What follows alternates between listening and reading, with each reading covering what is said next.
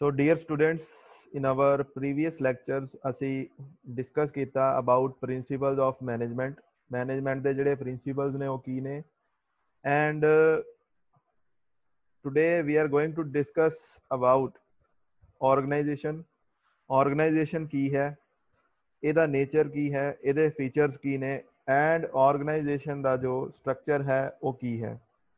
ਸੋ organisation ਕਿਸੇ ਵੀ management ਦੀ backbone ਦੀ ਤਰ੍ਹਾਂ ਐਕਟ ਕਰਦੀ ਹੈ।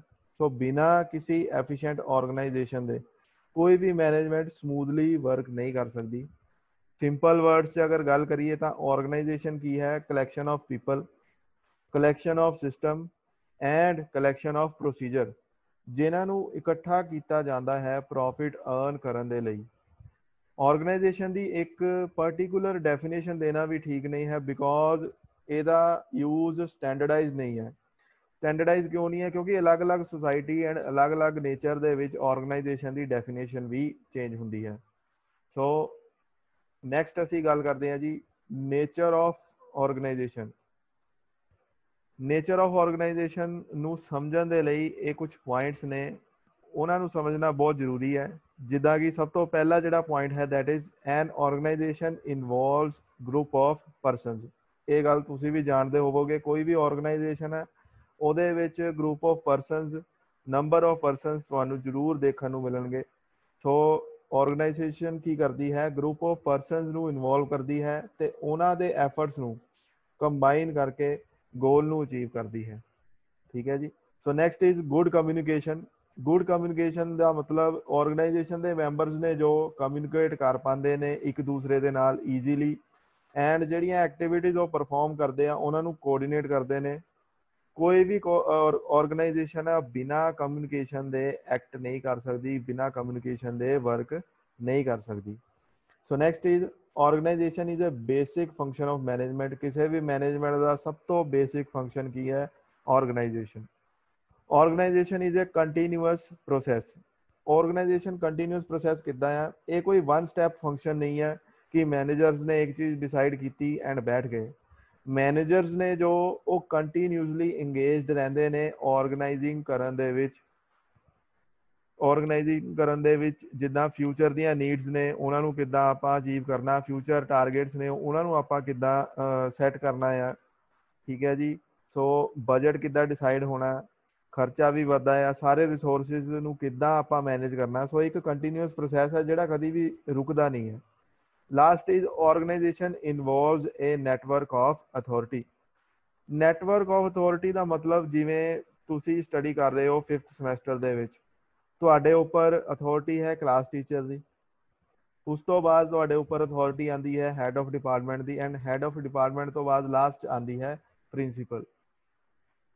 ਸੋ ਨੈਕਸਟ ਅਸੀਂ ਗੱਲ ਕਰਦੇ ਹਾਂ ਜੀ features of good organisation structure. So ਇਹ ਕੁਝ ਫੀਚਰਸ ਨੇ ਆਰਗੇਨਾਈਜੇਸ਼ਨ ਦੇ। First is clear line of authority. Line of authority ਹੈ ਜਿਹੜੀ ਟੌਪ ਤੋਂ ਲੈ ਕੇ ਬੋਟਮ ਤੱਕ ਕਲੀਅਰ ਹੋਣੀ ਬਹੁਤ ਜ਼ਰੂਰੀ ਹੈ ਹਰ ਕਿਸੇ ਦੇ ਲਈ।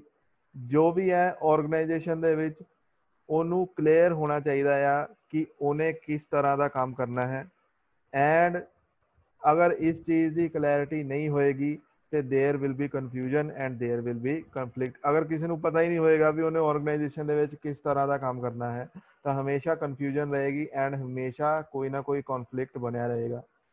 Next is adequate delegation of authority. Delegation ਦਾ ਮਤਲਬ ਹੈ ਗਰੁੱਪ ਆਫ ਪੀਪਲ ਨੂੰ ਚੂਜ਼ ਕਰਨਾ ਤਾਂ ਕਿ ਉਹ ਬੋਲ ਸਕਣ ਤੇ ਡਿਸੀਜਨਸ ਨੂੰ ਲੈ ਸਕਣ। ਸਮਟਾਈਮਸ ਮੈਨੇਜਰ ਕੀ ਕਰਦੇ ਆ, ਵਰਕ ਨੂੰ ਅਸਾਈਨ ਤਾਂ ਕਰ ਦਿੰਦੇ ਨੇ ਬਟ ਪ੍ਰੋਪਰ ਅਥਾਰਟੀ ਨਹੀਂ ਦਿੰਦੇ। ਸੋ ਇਹਦੇ ਨਾਲ ਪ੍ਰੋਬਲਮਸ ਕ੍ਰੀਏਟ ਹੁੰਦੀਆਂ ਨੇ ਕਿਉਂਕਿ ਟਾਸਕ ਕੰਪਲੀਟ ਹੁੰਦਾ ਨਹੀਂ। ਅਗਰ ਇੱਕ ਐਗਜ਼ਾਮਪਲ ਦੀ ਗੱਲ ਕਰੀਏ ਇੱਥੇ, ਮੈਂ ਮੰਨ ਲਓ ਇੱਕ ਸਟੂਡੈਂਟ ਨੂੰ ਕੋਈ ਟਾਸਕ ਦੇ ਦਿੰਦਾ ਆ ਵੀ ਉਹਨੇ ਬਾਕੀ ਸਟੂਡੈਂਟਸ ਤੋਂ ਕੰਮ ਕਰਵਾਉਣਾ ਹੈ। ਹੁਣ ਮੈਂ ਟਾਸਕ ਤਾਂ ਦੇ ਦਿੱਤਾ, ਉਹਨੂੰ ਕੋਈ ਅਥਾਰਟੀ ਨਹੀਂ ਪ੍ਰੋਵਾਈਡ ਕੀਤੀ ਕਿ ਉਹ ਕੋਈ ਐਕਸ਼ਨ ਲੈ ਸਕੇ ਅਗਰ ਕੋਈ ਟਾਸਕ ਨਹੀਂ ਕੰਪਲੀਟ ਹੁੰਦਾ। ਸੋ ਇਹਦੇ ਨਾਲ ਕੀ ਹੋਏਗਾ, ਸਟੂਡੈਂਟਸ ਜਿਹੜੇ ਬਾਕੀ ਨੇ ਉਹ ਟਾਸਕ ਨੂੰ ਇੰਨਾ ਜ਼ਿਆਦਾ ਸੀਰੀਅਸ ਨਹੀਂ ਲੈਣਗੇ ਤੇ ਉਹ ਟਾਸਕ ਨੂੰ ਕੰਪਲੀਟ ਨਹੀਂ ਕਰਨਗੇ। ਸੋ ਇਹਦਾ ਅਲਟੀਮੇਟਲੀ ਜਿਹੜਾ ਨੁਕਸਾਨ ਹੈ ਉਹ ਆਰਗੇਨਾਈਜੇਸ਼ਨ ਹੋਏਗਾ। ਇਹ ਤਾਂ ਇੱਕ ਜਸਟ ਐਗਜ਼ਾਮਪਲ ਸੀ ਸਟੂਡੈਂਟਸ ਦੀ।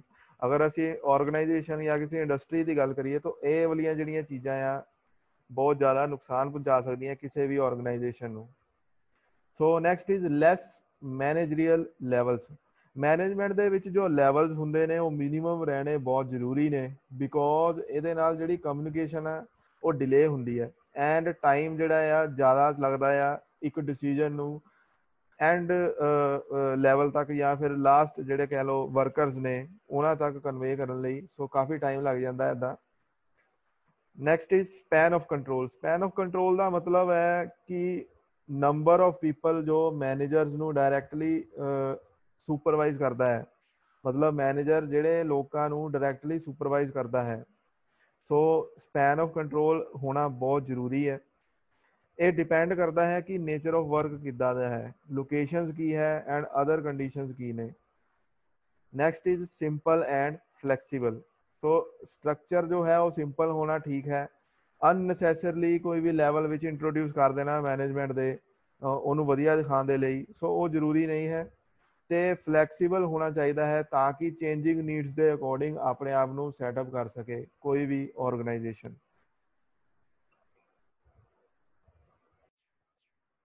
ਸੋ ਨੈਕਸਟ ਅਸੀਂ ਗੱਲ ਕਰਦੇ ਹਾਂ ਜੀ ਫਾਰਮਸ ਆਫ ਆਰਗੇਨਾਈਜੇਸ਼ਨ। ਜਿਹੜੀ ਆਰਗੇਨਾਈਜੇਸ਼ਨ ਆ ਦੋ ਤਰ੍ਹਾਂ ਦੀ ਹੁੰਦੀ ਹੈ, ਇੱਕ ਹੁੰਦੀ ਹੈ ਜੀ ਫਾਰਮਲ ਆਰਗੇਨਾਈਜੇਸ਼ਨ ਐਂਡ ਇੱਕ ਹੁੰਦੀ ਹੈ ਇਨਫਾਰਮਲ ਆਰਗੇਨਾਈਜੇਸ਼ਨ।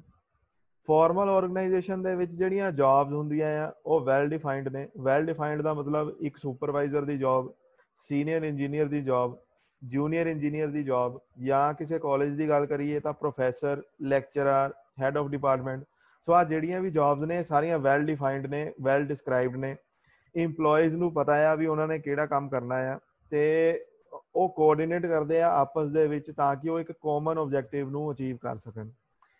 ਫਾਰਮਲ ਆਰਗੇਨਾਈਜੇਸ਼ਨ ਦੀਆਂ ਆਪਣੀਆਂ ਐਡਵਾਂਟੇजेस ਨੇ। ਸਭ ਤੋਂ ਪਹਿਲੀ ਜਿਹੜੀ ਐਡਵਾਂਟੇਜ ਹੈ, ਸਟਰਕਚਰ ਆ ਜਿਹੜਾ ਵੈਲ ਡਿਫਾਈਨਡ ਹੈ, ਸਾਰਿਆਂ ਨੂੰ ਪਤਾ ਆ ਉਹਨਾਂ ਨੇ ਕਿਸ ਸਟੇਸ਼ਨ ਤੇ ਕੰਮ ਕਰਨਾ ਆ, ਕਿਸ ਡਿਪਾਰਟਮੈਂਟ ਕਿਸ ਆਫਿਸ ਦੇ ਵਿੱਚ ਕੰਮ ਕਰਨਾ ਹੈ। ਸੋ ਜਿਹੜਾ ਸਟਰਕਚਰ ਹੈ ਇਹਦੇ ਵਿੱਚ ਫਾਰਮਲ ਆਰਗੇਨਾਈਜੇਸ਼ਨ ਦੇ ਵਿੱਚ ਉਹ ਵੈਲ ਡਿਫਾਈਨਡ ਹੁੰਦਾ ਹੈ।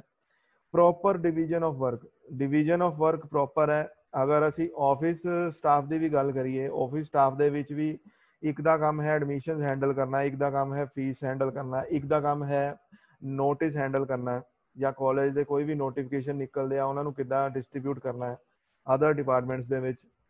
So next is people share purpose of organisation. People ਨੇ ਜਿਹੜੇ ਲੋਕ ਨੇ ਉੱਥੇ ਕੰਮ ਕਰਨ ਵਾਲੇ, ਉਹ ਆਰਗੇਨਾਈਜੇਸ਼ਨ ਦਾ ਪਰਪਸ ਕੀ ਆ ਉਹ ਸ਼ੇਅਰ ਕਰਦੇ ਆ। ਹਰ ਇੱਕ ਆਰਗੇਨਾਈਜੇਸ਼ਨ ਦਾ ਆਪਣਾ ਕੋਈ ਨਾ ਕੋਈ ਆਬਜੈਕਟਿਵ ਜ਼ਰੂਰ ਹੁੰਦਾ ਹੈ। So next is process inputs and outputs are uniform. ਜਿਹੜੇ ਇਨਪੁਟਸ ਅਸੀਂ ਲਗਾ ਰਹੇ ਆ ਉਹ ਵੀ ਯੂਨੀਫਾਰਮ ਨੇ ਤੇ ਜਿਹੜੇ ਆਊਟਪੁਟਸ ਸਾਨੂੰ ਮਿਲਦੇ ਆ ਉਹ ਵੀ ਯੂਨੀਫਾਰਮ ਰਹਿੰਦੇ ਆ। ਇਦਾਂ ਨਹੀਂ ਹੈ ਕਿ ਇੱਕ ਦਿਨ ਅਸੀਂ ਜ਼ਿਆਦਾ ਕੰਮ ਕਰ ਲਿਆ, ਦੂਸਰੇ ਦਿਨ ਅਸੀਂ ਕੰਮ ਬਿਲਕੁਲ ਨਹੀਂ ਕੀਤਾ। ਸੋ ਇਹਦੇ ਨਾਲ ਕਿਹੜੀ ਹੈ ਜਿਹੜੀ ਵੇਰੀਏਸ਼ਨ ਆਉਂਦੀ ਹੈ ਉਹ ਆਰਗੇਨਾਈਜੇਸ਼ਨ ਦੇ ਲਈ ਸਹੀ ਨਹੀਂ ਹੈ। ਫਾਰਮਲ ਆਰਗੇਨਾਈਜੇਸ਼ਨ ਦੇ ਵਿੱਚ ਇਨਪੁਟ ਐਂਡ ਆਊਟਪੁਟ ਜਿਹੜੇ ਪ੍ਰੋਸੈਸ ਨੇ ਉਹ ਸਾਰੇ ਦੇ ਸਾਰੇ ਯੂਨੀਫਾਰਮ ਰਹਿੰਦੇ ਨੇ। Next is disadvantages. ਡਿਸਐਡਵਾਂਟੇਜ ਪਹਿਲਾ ਕੀ ਹੈ, it does not provide social satisfaction to the individual. ਅਗਰ ਇੰਡੀਵਿਜੂਅਲ ਦੀ ਗੱਲ ਕਰੀਏ, ਇੰਡੀਵਿਜੂਅਲ ਨੂੰ ਕੋਈ ਆਪਣੇ ਤੌਰ ਤੇ ਸੈਟਿਸਫੈਕਸ਼ਨ ਨਹੀਂ ਮਿਲਦੀ, ਕਿਉਂਕਿ ਆਰਗੇਨਾਈਜੇਸ਼ਨ ਦੇ ਵਿੱਚ ਕੋਈ ਵੀ ਇੰਡੀਵਿਜੂਅਲ ਹੈ ਉਹ ਕੰਮ ਕਰਦਾ ਹੈ ਫॉर ए ਕਾਮਨ ਗੋਲ, ਨਾ ਕਿ ਆਪਣੇ ਗੋਲ ਲਈ। ਸੋ ਇਸ ਤਰ੍ਹਾਂ ਅਸੀਂ ਕਹਿ ਸਕਦੇ ਹਾਂ ਵੀ ਕਿਸੇ ਵੀ ਇੰਡੀਵਿਜੂਅਲ ਨੂੰ ਆਪਣੀ ਸੋਸ਼ਲ ਸੈਟਿਸਫੈਕਸ਼ਨ ਇੱਥੇ ਨਹੀਂ ਮਿਲਦੀ। Next is it delays to convey decision to subordinate. Subordinate मतलब ਜਿਹੜੇ ਅਦਰ ਵਰਕਰਸ ਨੇ ਕਿਸੇ ਹਾਇਰ ਅਥਾਰਟੀ ਦੇ ਅੰਡਰ ਕੰਮ ਕਰ ਰਹੇ ਆ, ਉਹਨਾਂ ਨੂੰ ਡਿਸੀਜਨ ਥੋੜਾ ਜਿਹਾ ਲੇਟ ਮਿਲਦਾ ਹੈ ਕਿਉਂਕਿ ਟੌਪ ਅਥਾਰਟੀ ਉਹਨੂੰ ਡਿਸਾਈਡ ਕਰਦੀ ਹੈ, ਫਿਰ ਮੀਟਿੰਗ ਹੁੰਦੀ ਹੈ, ਕੰਮ ਕਿੱਦਾਂ ਹੋਏਗਾ, ਫਿਰ ਹੌਲੀ ਹੌਲੀ ਬਾਕੀਆਂ ਤੱਕ ਇਹ ਡਿਸੀਜਨ ਪਹੁੰਚ ਜਾਂਦਾ। Next is EMPLOYEES are restricted to certain rules and regulations only. ਜਿਹੜੇ EMPLOYEES ਨੇ ਸਰਟਨ ਰੂਲਸ ਐਂਡ ਰੈਗੂਲੇਸ਼ਨਸ ਹੁੰਦੀਆਂ ਆ, ਟਾਈਮਿੰਗ ਹੁੰਦੀ ਆ, ਆਉਣ ਦਾ ਟਾਈਮ, ਜਾਣ ਦਾ ਟਾਈਮ ਐਂਡ ਲੰਚ ਬ੍ਰੇਕ ਦਾ ਵੀ ਇੱਕ ਫਿਕਸ ਟਾਈਮ ਹੁੰਦਾ ਆ। ਸੋ ਇਹ ਕੁਝ ਰੂਲਸ ਐਂਡ ਰੈਸਟ੍ਰਿਕਸ਼ਨਸ ਨੇ ਜਿਨ੍ਹਾਂ ਦੇ ਅੰਡਰ EMPLOYE ਨੂੰ ਕੰਮ ਕਰਨਾ ਪੈਂਦਾ ਹੈ।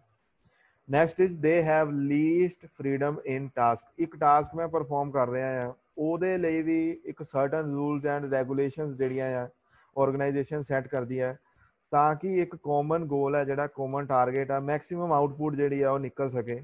ਸੋ ਇਹਦੇ ਵਿੱਚ ਅਸੀਂ ਕੋਈ ਵੀ ਆਪਣੀ ਮੋਡੀਫਿਕੇਸ਼ਨ ਨਹੀਂ ਕਰ ਸਕਦੇ ਬਿਨਾਂ ਆਰਗੇਨਾਈਜੇਸ਼ਨ ਜਾਂ ਹਾਇਰ ਲੈਵਲ ਅਥਾਰਟੀ ਨੂੰ ਇਨਫੋਰਮ ਕੀਤੇ। Next is informal organisation. Informal organisation ਦੇ ਵਿੱਚ ਕੋਈ ਵੀ ਰੂਲਸ ਨਹੀਂ ਹੁੰਦੇ, ਕੋਈ ਵੀ ਰੈਗੂਲੇਸ਼ਨਸ ਨਹੀਂ ਹੁੰਦੀਆਂ। ਇਹਨੂੰ ਆਪਾਂ ਕਹਿ ਸਕਦੇ ਹਾਂ ਲਾਈਕ ਗਰੁੱਪ ਆਫ ਫਰੈਂਡਸ ਨੇ, ਉਹਨਾਂ ਨੇ ਇੱਕ ਨਵਾਂ ਸੈਟਅਪ ਸ਼ੁਰੂ ਕੀਤਾ ਹੈ। ਇਹਦੇ ਆਪਣੇ ਐਡਵਾਂਟੇजेस ਨੇ। ਸਭ ਤੋਂ ਪਹਿਲਾ ਐਡਵਾਂਟੇਜ ਕੀ ਆ, ਸੋਸ਼ਲ ਸੈਟਿਸਫੈਕਸ਼ਨ ਮਿਲਦੀ ਹੈ ਇੰਡੀਵਿਜੂਅਲ ਨੂੰ। ਇੰਡੀਵਿਜੂਅਲ ਤੌਰ ਤੇ ਤੁਹਾਨੂੰ ਸੋਸ਼ਲ ਸੈਟਿਸਫੈਕਸ਼ਨ ਮਿਲੇਗੀ ਜੋ ਤੁਹਾਨੂੰ ਫਾਰਮਲ ਦੇ ਵਿੱਚ ਨਹੀਂ ਮਿਲਦੀ। ਇਫੈਕਟਿਵ ਫਲੋ ਆਫ ਕਮਿਊਨੀਕੇਸ਼ਨ, ਜਿਹੜਾ ਫਲੋ ਆਫ ਕਮਿਊਨੀਕੇਸ਼ਨ ਆ ਬਹੁਤ ਇਫੈਕਟਿਵ ਹੈ। ਡਾਇਰੈਕਟਲੀ ਤੁਸੀਂ ਜੋ ਵੀ ਰਿਕੁਆਇਰਮੈਂਟਸ ਨੇ ਤੁਹਾਡੀਆਂ ਆਪਣੇ ਫੈਲੋ ਫਰੈਂਡਸ ਨੂੰ ਕਹਿ ਸਕਦੇ ਹੋ। ਉਸ ਤੋਂ ਬਾਅਦ ਆਉਂਦਾ ਜੀ employees R free in there proceedings. Employee ਨੇ ਜਿਹੜੇ ਕੰਮ ਕਰ ਰਹੇ ਆ ਇਨਫੋਰਮਲ ਆਰਗੇਨਾਈਜੇਸ਼ਨ 'ਚ, ਉਹਨਾਂ ਨੂੰ ਫਰੀडम ਹੁੰਦੀ ਹੈ ਵੀ ਆਪਣੇ ਕੰਮ ਨੂੰ ਉਹਨਾਂ ਨੇ ਕਿਸ ਤਰ੍ਹਾਂ ਕਰਨਾ ਹੈ, ਕਿਸ ਤਰ੍ਹਾਂ ਪਰਫਾਰਮ ਕਰਨਾ ਹੈ। There is no level of management का कोई लेवल नहीं होंदा। More freedoms and behaviour is possible. More freedom का मतलब फ्रीडम मिलता है कुछ भी करन दा, किस टाइम लंच करना, किस टाइम ब्रेकफास्ट करना, किस टाइम काम नू स्टार्ट करना है। ਇਹਦਾ ਜਿਹੜਾ ਫਰੀडम ਹੈ ਉਹ ਪੂਰਾ ਮਿਲਦਾ ਹੈ ਇਨਫੋਰਮਲ ਆਰਗੇਨਾਈਜੇਸ਼ਨ 'ਚ। डिसएडवांटेज भी ने ਇਹਦੇ, no proper division of work ਦੀ डिवीजन ਉਹ प्रॉपर नहीं है। ਇੱਕ ਜਾਣਾ ਲੋਡ ਬਹੁਤ ਜ਼ਿਆਦਾ ਲੈ ਰਿਹਾ ਵਰਕ ਦਾ ਔਰ ਦੂਸਰਾ ਪਰਸਨ ਲੋਡ ਨਹੀਂ ਲੈ ਰਿਹਾ, ਕਿਉਂਕਿ ਇੰਡੀਵਿਜੂਅਲ ਡਿਸੀਜਨ ਹੈ ਹਰ ਕਿਸੇ ਦਾ ਆਪਣਾ। Maximum chance of confusion and conflict, ਇਹਦੇ ਵਿੱਚ ਜਿਹੜਾ ਕਨਫਿਊਜ਼ਨ ਤੇ ਕਨਫਲਿਕਟ ਦਾ ਚਾਂਸ ਹੈ ਉਹ ਮੈਕਸਿਮਮ ਰਹੇਗਾ। ਇਹ ਜਦੋਂ ਤੁਸੀਂ ਆਪਣੇ 6th ਸਮੈਸਟਰ ਦੇ ਵਿੱਚ ਵੀ ਜਾਣਾ ਹੈ, ਤੁਹਾਨੂੰ ਮੇਜਰ ਪ੍ਰੋਜੈਕਟ ਵਰਕ ਇੱਕ ਸਬਜੈਕਟ ਆਏਗਾ, ਉਹਦੇ ਵਿੱਚ ਤੁਸੀਂ ਇੱਕ ਪ੍ਰੋਜੈਕਟ ਬਣਾਉਣਾ ਹੈ। ਸੋ ਅਗਰ ਤੁਸੀਂ ਇਨਫੋਰਮਲੀ ਗਰੁੱਪ ਦੇ ਵਿੱਚ ਕੰਮ ਕਰੋਗੇ ਤਾਂ ਹਮੇਸ਼ਾ ਤੁਹਾਡੇ ਵਿੱਚ ਕਨਫਿਊਜ਼ਨ ਐਂਡ ਕੰਫਲਿਕਟ ਰਹੇਗਾ ਹੀ। ਬਜਾਏ ਇਹਦੇ ਤੁਹਾਨੂੰ ਇੱਕ ਫਾਰਮਲ ਆਰਗੇਨਾਈਜੇਸ਼ਨ ਨੂੰ ਯੂਜ਼ ਕਰਕੇ ਉਹਦੇ ਜਿਹੜੇ ਫੀਚਰਸ ਆ ਉਹਨੂੰ ਯੂਜ਼ ਕਰਨਾ ਚਾਹੀਦਾ। ਵੀ ਕੰਮ ਨੂੰ ਪਹਿਲਾਂ ਹੀ ਡਿਵਾਈਡ ਕਰ ਦੇਵੋ, ਵੀ ਇੱਕ ਸਟੂਡੈਂਟ ਜਾਂ ਇੱਕ ਪਰਸਨ ਹੈ ਜੋ ਸਾਰਾ ਦਾ ਸਾਰਾ ਬਜਟ ਦੇਖੇਗਾ। ਬਜਟ ਤੋਂ ਬਾਅਦ ਉਹ ਡਿਸਾਈਡ ਕਰੇਗਾ ਵੀ ਇਸ ਪਾਰਟ ਆਫ ਪ੍ਰੋਜੈਕਟ ਦੇ ਆਪਾਂ ਇੰਨੇ ਪੈਸੇ ਲਗਾਣੇ ਆ। ਸੋ ਸਿਮਿਲਰਲੀ ਕੰਮ ਨੂੰ ਡਿਵਾਈਡ ਕਰਕੇ ਐਂਡ ਮੈਨੇਜ ਕਰਕੇ ਕਰਨਾ ਜ਼ਿਆਦਾ ਈਜ਼ੀ ਰਹਿੰਦਾ, ਬਜਾਏ ਇਹਦੇ ਇਨਫੋਰਮਲ ਆਰਗੇਨਾਈਜੇਸ਼ਨ ਨੂੰ ਫਾਰਮ ਕਰਕੇ ਕੋਈ ਕੰਮ ਕਰਨਾ। Next is inputs and outputs of this process are not uniform. Obviously अगर कोई रूल्स एंड रेगुलेशंस नहीं है तो इनपुट्स ते आउटपुट के जोड़े प्रोसैस ने वो भी यूनीफॉर्म नहीं रहने। मान लो एक दिन असी 10 घंटे काम करते हैं, दूसरे दिन असी 5 घंटे काम करते हैं। सो जी इनपुट है वो यूनीफॉर्म नहीं है। Jobs are not well defined, ਜਿਹੜੀਆਂ जॉब्स ने वैल डिफाइंड नहीं है, किसी को कुछ नहीं पता भी किन्ने केड़ा टास्क करना है, अगले दिन कोई कुछ भी टास्क परफॉर्म कर सकता है। सो स्टूडेंट्स ये सीगा साडा अज दा टॉपिक, जिहदे विच असी कवर किया इनफॉर्मल ऑर्गेनाइजेशन, फॉर्मल ऑर्गेनाइजेशन की है, features of good organisation structure, nature of organisation and meaning of organisation. So अपने नैक्सट लैक्चर दे विच असी स्टडी करांगे ऑर्गेनाइजेशन दे स्ट्रक्चर्स किहड़े-किहड़े हुंदे ने। So thank you.